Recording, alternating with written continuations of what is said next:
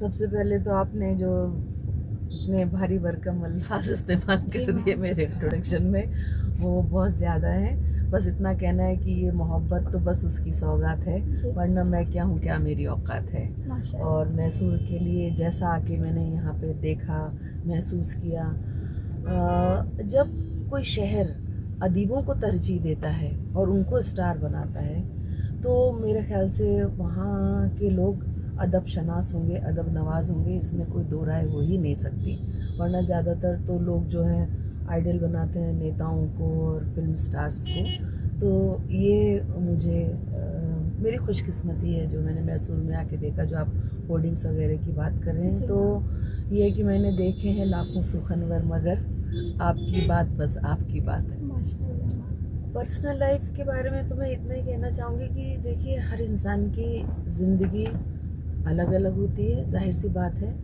और हर इंसान की ज़िंदगी में स्ट्रगल है, संघर्ष है, चाहे वो पढ़ा लिखा हो, अनपढ़ हो, और किसी भी स्टेट से ताल्लुक़ रखता हो, किसी भी पैसे वाला हो, गरीब हो। और उस पर जहाँ तक औरतों की बात है, लड़कियों की बात है, तो ये स्ट्रगल थोड़ा और बढ़ जाता है, क्योंकि काफ़ी लिमिटेशंस हैं। हालांकि आज के दौर में ये बात करना बेईमानी है, औरत चांद पे पहुंच चुकी है, लेकिन फिर भी आप देख रहे हैं कि औरतों के साथ जो जुल्म होते हैं और जो छोटी छोटी सी बच्चियों के साथ रेप होते हैं, और भी उनके बॉडी शेम, पता नहीं क्या क्या तंज किए जाते हैं, उनकी हर बात पे जिसको बोलते हैं उंगली उठ जाती है। ज़रा सा वो ये करे तो मुश्किल, ना करे वो मुश्किल। तो लोगों की बातों को नज़रअंदाज करते हुए आपको आगे बढ़ना है, और अगर आप ये सब फेस कर सकते हैं तो मेरे ख्याल से ये बातें भी बेईमानी हैं। अपने पैशन को फॉलो कीजिए। लोगों की तो परवाह करनी ही चाहिए, लेकिन लोगों ने तो ऊपर वाले तक को नहीं बख्शा, मैसेंजर्स तक को नहीं बख्शा, तो फिर हम तो क्या है, हमारी क्या औकात है। तो बस यही मैसेज देना है कि अपना काम करते रहिए। लोग आपको फिर धीरे धीरे आपकी राह पर चलना शुरू कर देते हैं, आपके पीछे चलना शुरू कर देते हैं, और मुश्किलें तो आती जाती रहती हैं। हाँ, लेकिन इतना ज़रूर मुझे कहना है कि अपनी जो कदरें हैं उनको फॉलो करते हुए, और हमारी तहजीब को फॉलो करते हुए काम करते रहना चाहिए बस। हाँ, मेरे ख्याल से पोइट्री तो खुदादार चीज़ है, क्योंकि इस ज़बान से कोई ताल्लुक़ नहीं था मेरा, तो उर्दू के लिए मोहब्बत पैदा करना ये ऊपर वाले ने मेरे दिल में डाला, और फिर उस मोहब्बत का पीछा करना, उसके लिए बहुत रास्तों को तय करना पड़ा है। आपने जो पहले कहा था कि आप कुछ अपना ज़ाती तजुर्बा बताएंगी, तो ये जो सफ़र लग रहा है, जैसे मैं बता रही हूँ कि मुझे जयपुर से मुंबई आना कुछ घंटों का काम है, लेकिन ये सदियाँ गुजर गई जैसे। वैसे ही लग रहा है, आज की लताया को देख के ये लग रहा है कि भाई सब दिखने में ठीक ठाक लगता है, लेकिन आप यकीन जानिए बहुत से मरहलों से गुज़रना पड़ा है। और जब मैं अपनी ऑटोबायोग्राफी लिखूंगी तो मैं उसमें लिखूंगी कि मुझे अपने ही लोगों ने, और जो आपके साथ उठने बैठने वाले लोग होते हैं, उन्होंने कोई कसर नहीं छोड़ी आपको पीछे खींचने में और आपकी बदनामी करने में। लेकिन उसका करम है, जैसे मैंने पहले भी बोला है, और लोगों की मोहब्बतें हैं कि लोगों ने मुझे आगे बढ़ने का हौसला दिया। तो बस यही था कि मुझे नहीं पता, बचपन से मैंने एक अपने अंदर एक महसूस की थी, तुकबंदी की जिसको बोलते हैं, एक फ़न होता है, करती थी। उस वक्त पता नहीं था कि ये कविता है या क्या है। और छोटी छोटी बातों को पोइट्री में बोलना बचपन में। तो बचपन से ही आपका शौक रहा है? हाँ, बिल्कुल रहा है। और फिर मुझे बड़े होके जैसे मैं बात करती थी या मैं लिखती थी, जवाब भी देती थी, क्वेश्चन आंसर्स अपनी नोटबुक में ऐसे वगैरह में, तो मुझे काफ़ी मतलब नंबर्स मिलते थे और मुझे कहा जाता था कि बहुत अच्छा लिखा है। तब मुझे किसी ने कहा, एक तारा प्रकाश जोशी जी हैं, वहाँ के राजस्थान के फेमस पोइट, उन्होंने मेरी वहाँ एक डायरी पढ़ ली, तो उन्होंने मुझे कहा कि तुम्हें पता है तुम शायरी कर रही हो। तो मुझे मालूम नहीं था कि शायरी बस मैं कह रही थी, वो गज़ल है या नज़्म है। और उसकी मेहरबानी कि वो सब तकरीबन जिन ग्रामर को, जिन रूल्स को फॉलो किया जाता है उसमें थी। तो मैंने, जहाँ तक शायरी की बात है, ये उसकी गिफ्ट है, उसका तोहफ़ा है। लेकिन हाँ, उसमें पॉलिश करने के लिए एडिटिंग, आप तो जानते हैं कि जी कोई मैम, चीज़ जी। शूट की जाती तो रॉ होता है, फिर उसको एडिटिंग Edit करके करके। कैसे फाइनल एक फिनिशिंग दी जाती है। तो उस फिनिशिंग देने के लिए, उसके एडिटिंग के लिए आपको बहुत मेहनत करनी पड़ती है और बहुत कुछ समझना पड़ता है, जो मैंने की और जिसके लिए लंबा सफ़र तय किया। मैम, इसमें आपका फैमिली का बैकग्राउंड जो सपोर्ट कैसा रहा आपके साथ? क्योंकि इतना अच्छा उर्दू बोल रहे हैं आप, शायद मैं भी इतना पाक उर्दू नहीं बोल सकती, तो इतना अच्छा उर्दू बोल रहे हैं आप, तो इसमें फैमिली बैकग्राउंड सपोर्ट आपके साथ कैसा रहा मैम? मैं सिर्फ ये कहूँगी कि समझ लीजिए मेरे खून में कुछ चीज़ें आ गई, जी। बाकी मुझे बाहरी सपोर्ट नहीं मिला, जिसको बोलते हैं। मेरी जो मदर थी और फादर दोनों गवर्नमेंट सर्वेंट थे, जी। पढ़े लिखे। मेरी मदर उस वक्त सीएम जो सुखाड़िया साहब थे उनकी स्टेनो थी, तो माहौल मुझे ज़रूर थोड़ा ऐसा मिला। मेरे मदर का ये सपोर्ट रहा कि उन्होंने मुझे कोई काम करने से रोका नहीं। और जहाँ तक मेरे फादर का ताल्लुक़ है, उनका तो बिल्कुल भी ज़ीरो बिल्कुल रहा है।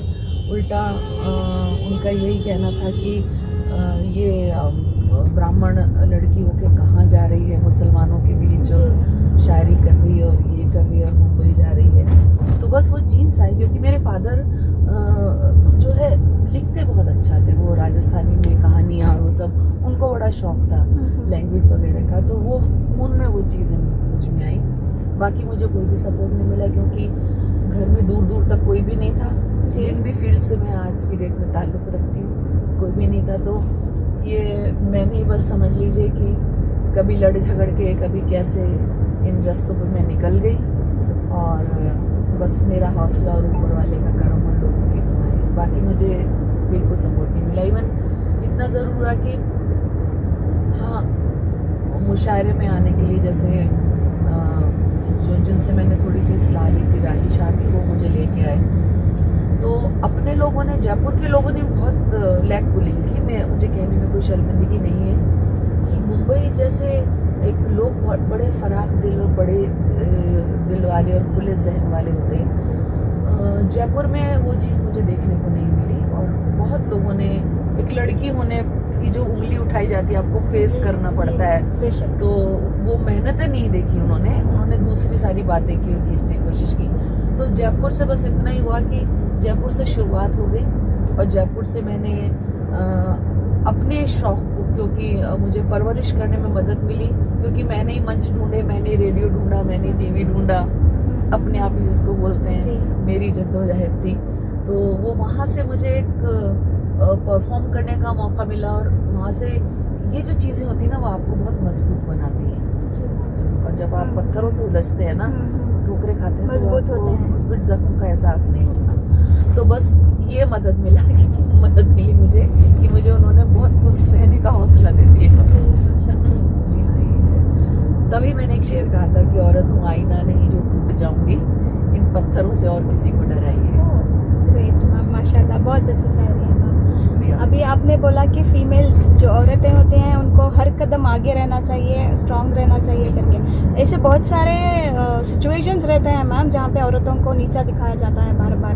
मैं एक औरत हो के आज बहुत ही खुशी महसूस कर रही हूँ कि मैं आपका एक इंटरव्यू ले रही हूँ। इतनी बड़ी पर्सनैलिटी, इतनी बड़ी हस्ती का इंटरव्यू लेने का मुझे मौका मिला, ये मेरी खुशकिस्मती है मैम। सो औरतों को आपकी तरफ से जो आपने स्ट्रगल किया है, जो आप बता रही थी, ऐसे ऐसे चला है मेरे साथ, ऐसा ऐसा मेरा लाइफ का, ऐसा मेरा बैकग्राउंड ऐसा रहा है करके, तो औरतों को और थोड़ा स्ट्रेंथ आने की वजह से औरतों को आपकी तरफ से क्या मैसेज देना चाहेंगे मैम? सबसे बड़ी चीज़ तो है एजुकेशन, शिक्षा।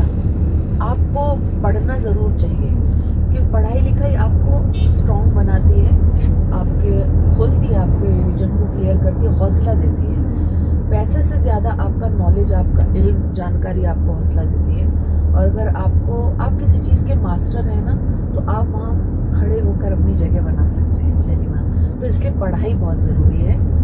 और पढ़ाई, डिग्री होना तो सोने पे सुहागा वाली बात है, लेकिन अगर नहीं भी हो तो भी आप हर जगह से अपने आप को अपडेट रखिए और अपने आप को तैयार रखिए। पहली बात तो ये, तो सबसे बड़ी चीज़ होती है शिक्षा।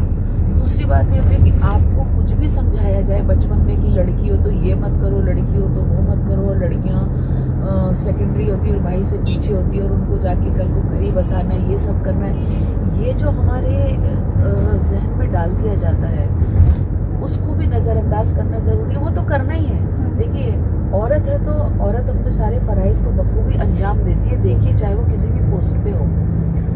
आदमी भी करता है, ये बात नहीं कि आदमी नहीं करता, वो भी बाप है, वो भी भाई है, वो भी शौहर है, लेकिन औरतों पे थोप दिया जाता है कि चूंकि तुम औरत हो, तुम बहन हो, बेटी हो, बीवी हो, माँ हो, इसलिए आपको ये नहीं करना।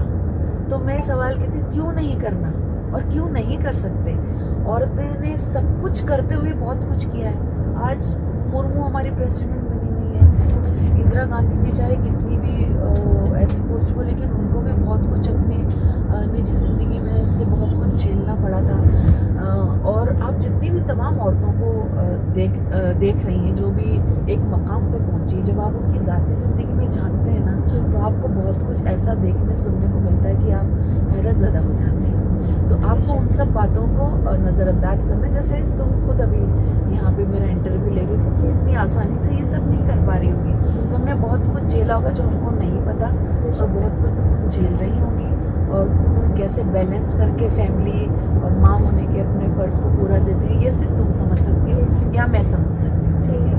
क्योंकि हम उस सफ़र को तय करके आए और आते हैं। तो हमको अपने जहन को इस तरीके से तैयार करना है कि हमको अपने फ़र्ज़ को भी बखूबी अंजाम देना है। ये नहीं कि हम अगर इसी काम पे तो नहीं, हम क्यों घर का काम करें, हम क्यों करें, ये नहीं रहना चाहिए। जब आप इतना बड़ा दर्द एक बच्चा डिलीवर कर सकते हो, ला सकते हो, उस दर्द को सहन कर सकते हो, तो मेरे ख्याल से ये जो दूसरी बात है ना, तो बहुत छोटी है, बहुत छोटी है। ये जो दर्द मिलता है, ये तब आपको पता होता है कि जब इतना बड़ा झेल जाते हैं तो ये छोटी मोटी चोटें हैं तो कुछ, जिसको बोलते हैं, कुछ मैटर ही नहीं करती। तो आपको अपने आप को मेंटली प्रिपेयर रखना है कि अगर मुझे कुछ बनना है तो मुझे बहुत सी चीज़ों को सैक्रिफाइस करना पड़ेगा और मुझे इन सब को झेलना पड़ेगा। तीसरी बात ये, इस बात के लिए भी तैयार रहे कि आपके किरदार पे उंगली उठेगी, क्योंकि जो औरत कुछ करती है कहा उसी को जाता है, जो घर के अंदर बैठी है उसको कुछ नहीं कहा जाता। इवन बुर्के में भी जो बाहर निकल है उंगलियां उस पर उड़ जाती हैं, ठीक है, चाहे कितने में। तो ये औरतों का समझ लीजिए कि मर्दों की एक जहनियत है और उनको माफ कर देना चाहिए, मैं तो ऐसे कह बेहतर है। क्योंकि जैसे उन्होंने हिसाब से ने कहा था ना कि इनको माफ करना, ये नहीं जानते कि ये क्या कर रहे हैं, और औरतें इतनी बड़े दिल की होती हैं। तो मैं तो ये कहती हूँ कि उस पर ध्यान ही मत दीजिए, जो ये कहते हैं माफ कर दीजिए। तो कहीं ना कहीं उंगली तो जरूर उठेगी, उठेगी ही उठेगी, उठनी ही है।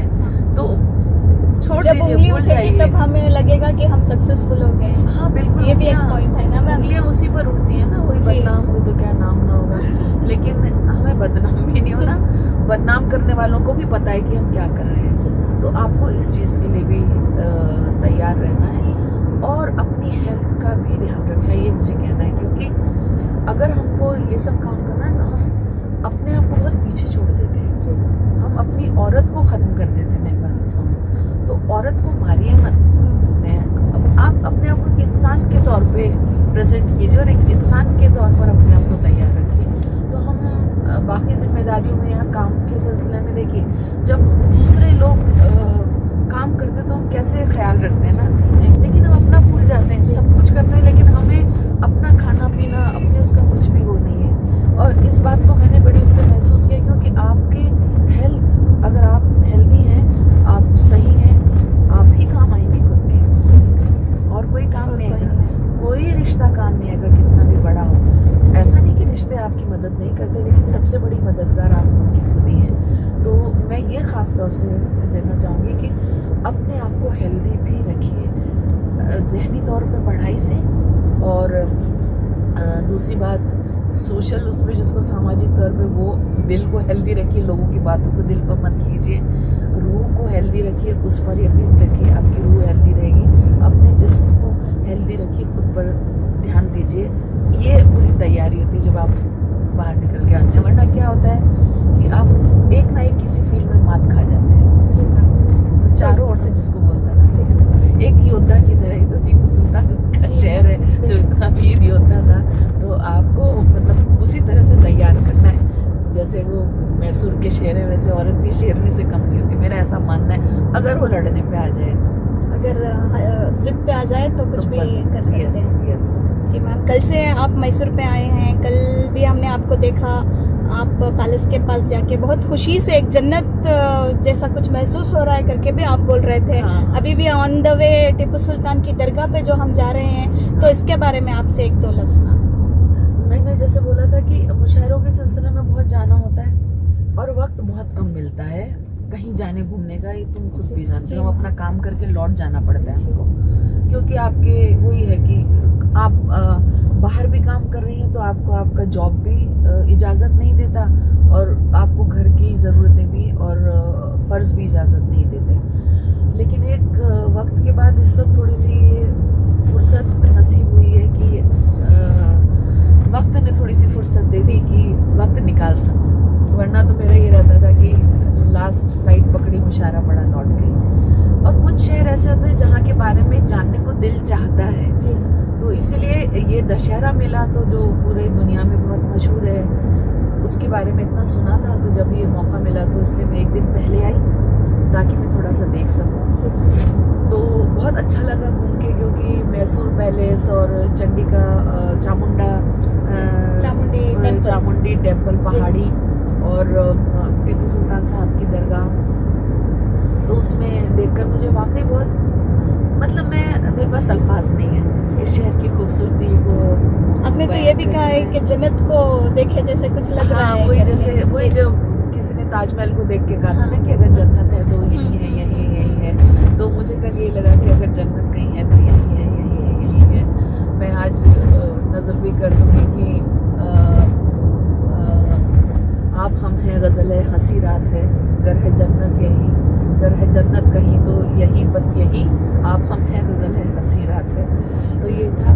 और दूसरा जहाँ तक टीपू सुल्तान के साहब की दरगाह की बात है, मुझे बड़ा मतलब जिसको बोलते हैं बहुत मुंतज़िर थी मैं, न केवल एक अदीबा होने के नाते, क्योंकि जितना मैंने उनके बारे में पढ़ा था, काफ़ी भाषाओं का वो इल्म रखते थे और फनकार जितने भी उनकी बड़ी इज्जत करते थे, बड़ी उन्होंने काफ़ी मतलब इज्जत सम्मान अपने उसमें दी है सल्तनत में। तो इस वजह से भी तो था कि जो भी राजा अगर जो फनकार हैं और अगर लैंग्वेजेस से पोइट्री से मोहब्बत करता है तो वो हसास होगा, इसमें दो राय है नहीं। इस नज़रिए से भी, दूसरा एक अदाकारा की हैसियत से भी, क्योंकि टीपू सुल्तान जब सीरियल बना था तो उसमें मुझे जयपुर में, उस वक्त मैं न्यूज़ रीडर थी, तब संजय खान साहब ने मुझे उसमें किरदार अदा करने के लिए बुलाया था। और एक सीन था जिसमें टीपू सुल्तान साहब विजयी होकर आते हैं, फतेह हासिल करके आते हैं, तब एक मुशायरा ऑर्गेनाइज़ किया था। उनको पता लगा था कि मैं मुशायरे पढ़ता हूँ, तब एक मुशायरा उसमें मैंने करवाया था और एक कथक का छोटा सा तोड़ा था। उसके बाद एक मुझे रोल का ऑफ़र था, लेकिन ये मेरी बदकिस्मती है कि जैसे मैसूर में एक हादसा हुआ था संजय खान साहब के साथ, ऐसे लोगों को कम पता होगा कि जयपुर में एक बहुत बड़ा हादसा हुआ था। 2 रोडवेज़ की बस और एक जीप का एक्सीडेंट हुआ था जिसमें मैं थी। तो मुझे बुलाया गया था वहाँ पे और मैं मिलने जा रही थी, मैं, मेरी बहन सब थे, और उसमें मैं बहुत बुरी तरह से ज़ख्मी हो गई थी और मुझे नई ज़िंदगी मिली।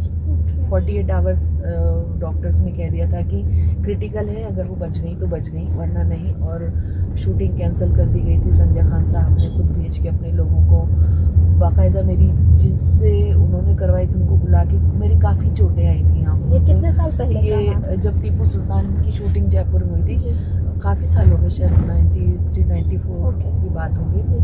तब उन्होंने मतलब मेरी सर्जरी वहाँ पे करवाई थी और 6 मंथ्स मुझे लग गए थे रिकवरी में उसमें। उसके बाद मैं नहीं काम कर पाई इसमें, जो भी है, लेकिन फिर मैंने ग्रेट मराठा अंदाज में काम किया था। तो इसलिए भी मेरा एक ताल्लुक़ है कि मैं उस सीरियल में काम करने वाली थी और उसमें मैंने मुशायरा करवाया था और मेरे साथ ये हादसा पेश आया था। तो चलते रहते हादसा ज़िंदगी में, ऊपर वाले का करम है कि उसने मुझे ज़िंदा रखा। वो कुछ जो भी काम करवाना चाहता है मुझसे कहती करवाए, और मेरे नसीब में उनकी आज मज़ार पे आना था। तो शायद यहाँ से मुझे कुछ इंस्पिरेशन मिले, मैं कुछ कह पाऊँ। हालांकि कहने की कोशिश तो की है, लेकिन मुझे लगता है इंशाल्लाह यहाँ से जाने के बाद कुछ ना कुछ ज़रूर हो जाएगा। तो मुझे बहुत अच्छा लग रहा है।